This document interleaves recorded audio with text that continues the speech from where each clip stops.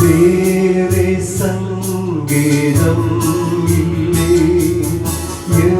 എനിക്കാശ്രയം നീതാൻ. നാലാ കൈവെടിയല്ലേ കാത്തുരക്ഷിക്കാൻ സാരാ. കർത്താവേ എന്നാശ്രയം,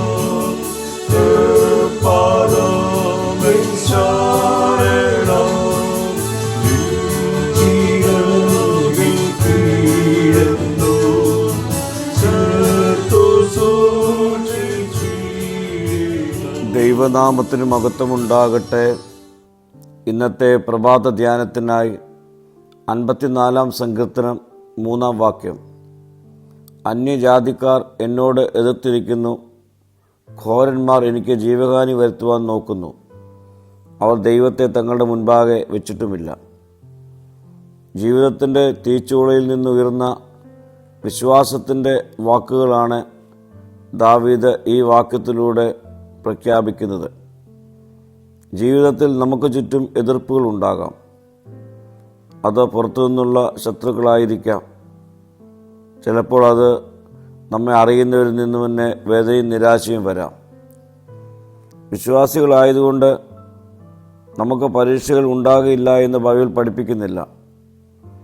എന്നാൽ എല്ലാ പരീക്ഷകളിലും ദൈവം നമ്മോട് കൂടെ ഉണ്ടാകുമെന്ന് ബൈബിൾ ഉറപ്പ് നൽകുന്നു.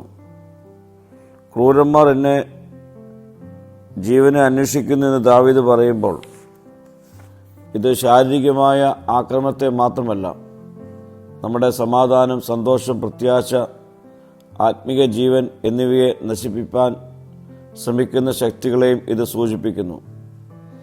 നിരാശ, ഭയം, പ്രലോഭനം, അനീതി, അസൂയ, കള്ളാരോപണങ്ങൾ ഇവയെല്ലാം നമ്മുടെ ആത്മീയ ജീവിതത്തെ തകർക്കാൻ ശ്രമിക്കാം. എന്നാൽ ദൈവമക്കൾ ഈ സാഹചര്യങ്ങൾ തളരാതെ കർത്താവിൻ്റെ സഹായം അന്വേഷിക്കണം.